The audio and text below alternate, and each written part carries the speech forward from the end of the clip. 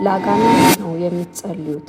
እብድ ናት ከማለታችሁ በፊት አይናችሁን ከመስቀላችሁ በፊት ወደ ዮጋው ዓለም ልውሰዳችሁና ላሳያችሁ። ራሳችንን ለጸሎት እንደምናጋጥመው አላስተዋልኩም ነበር።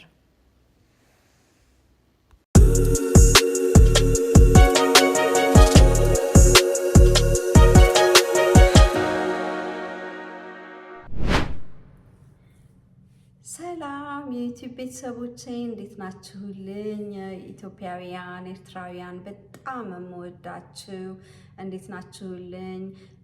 በድጋሚ መልካም ፋሲካ ላችኋለሁኝ። መልካም ዓመት በዓል እና ዛሬ በአዲስ ሳብጀክት ነው የመጣሁት እና ስለ ዮጋ ብዙ ክርስቲያኖች አያውቁም ምን ያህል አደገኛ እንደሆነ ዮጋ እና ስለሱ በጣም መወዳት ዩቲዩበር አለች እና ከሷ ቪዲዮ ላይ አይቼ በአማርኛ ተርጉሜላችኋለሁኝ እኔ እያነበብኩ ማለት ነው እና ከዛ በኋላ አብረን አይተን አብረን እንነጋገርበታለን የኔ ውዶች። እሺ ምክንያቱም በጣም ጠቃሚ ነው ብዬ ስለማስብ ነው። ለልጆቻችን ለማያውቁት ሰዎች በጣም የሆነ ስፖርት ለሚመስላቸው ሪላክስ ማድረጊያ ስትሬች ማድረጊያ ለሚመስላቸው ሰዎች ቴራፒ ለሚመስላቸው እንዳልሆነ እውነቱን መናገር ነው የሚያዋጣው። ምክንያቱም ይህች ዓለም አላፊ ናትና ስለዚህ የዘላለም ሕይወት ማጣት የለባቸውም ባለማወቅና ስለዚህ አብረን እንመልከትና ኮመንት እንግዲህ ማለት እንነጋገርበታለን። ውድድ ነው ማረጋችሁ። ዛሬ ከእናንተ ጋር መካፈል የምፈልገው ስለ ዮጋ ነው። በፊት የማላውቀውን ነገር 2 ዓመት ስሰራው ያላወቅኩትን ዮጋ ስትሰሩ ለአጋንንት ነው የምትጸልዩት። እብድ ናት ከማለታችሁ በፊት አይናችሁን ከመስቀላችሁ በፊት ወደ ዮጋው ዓለም ልውሰዳችሁና ላሳያችሁ። ይህ ዝም ብሎ ስፖርት አይደለም። ከምትጠብቁት በላይ በጣም ጥልቅና አስፈሪ ጥቁር ዓለም ነው። እንጀምር። በጥልቅ ዮጋ ምን እንደሆነ ማየት የጀመርኩት ከቤተ ክርስቲያን ጓደኛዬ ጋር መሄድ ስጀምር ነው። ቴለር የሆነ ቦታ ዮጋ ለክርስቲያኖች እንደማይሆን ሰምቻለሁ። እኔ ግን ከኔ ጋር እንድትመጣ አሳመንኳት። በጣም ለመምጣት አቅማምታ ነበር። እንድጠራጠርም አደረገችኝ።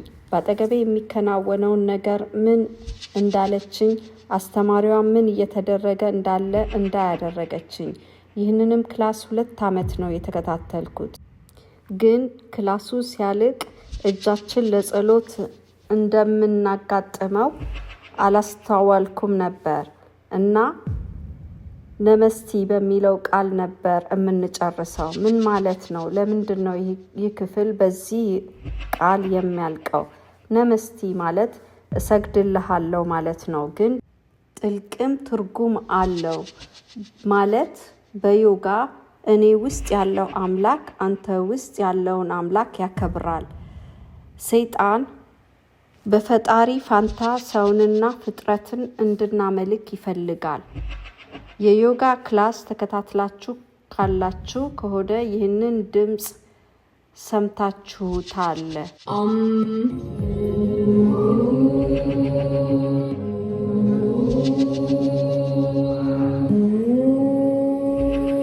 ማለት የሚስጥር ድምፅ፣ የዩኒቨርስ ድምፅ።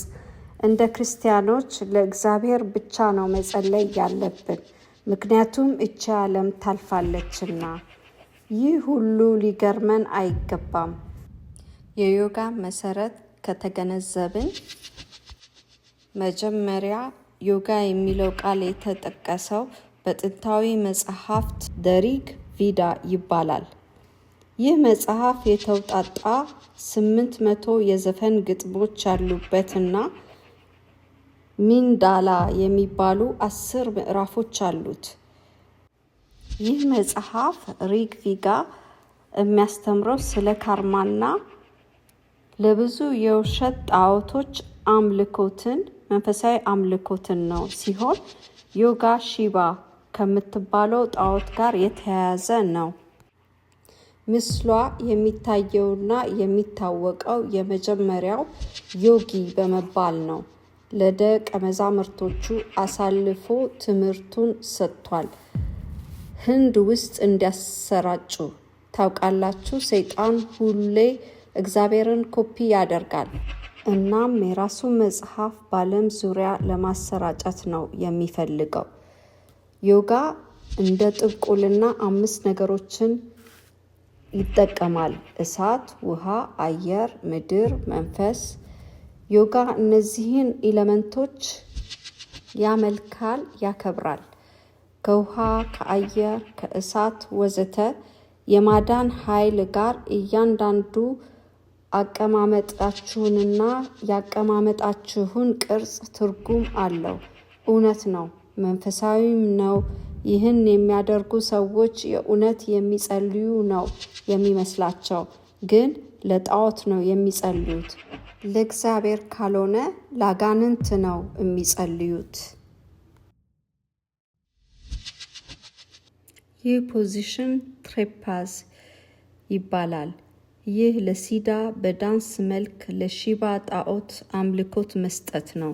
እንደዚሁም ተመልሶ የመወለድ እና ዓለምን የማጥፋት አጥፊ አፍራሽ ጣዖት ናት።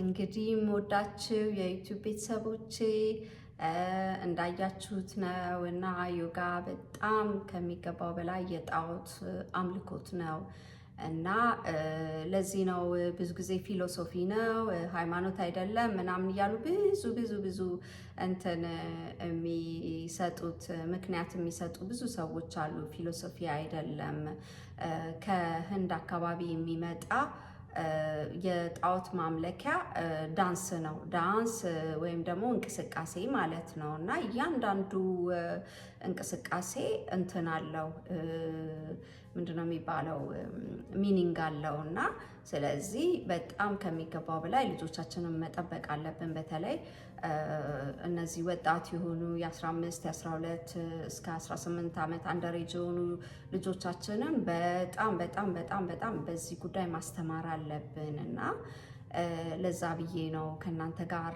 ሼር ማድረግ ስለምፈልግ ነው። ያየሁትን ነገር ያገኘሁትን ነገር አንደርስታንድ ያደረግኩትን ነገር እና በዚህ ሼር ማድረግ እንችላለን እና በጣም ሚሊዮን ትሪሊዮን የሆኑ ቪዲዮዎች እና ምስክርነቶች አሉ። ራሱ መጽሐፉንም ብታነቡ ምን ማለት እንደሆነ ታውቃላችሁ። ብዙ እባብ ያለበት አቀማመጣቸው የእባብ የሚመስል ብዙ ሰዎችም ዮጋ ውስጥ የታመሙና ስፒሪቹዋሊ በጣም ብዙ አታክ ጥቃት የደረሰባቸው የአጋንንት ጥቃት የደረሰባቸው ሰዎችም አውቃለሁ አሉ እና ስለዚህ በተቻለ መጠን ከእንደዛ አይነት እንትን መንፈስ ከሚጠራ ቦታ መውጣት እንዳለብን ነው እኔ የምለው እና ውድድ ነው ማድረጋችሁ።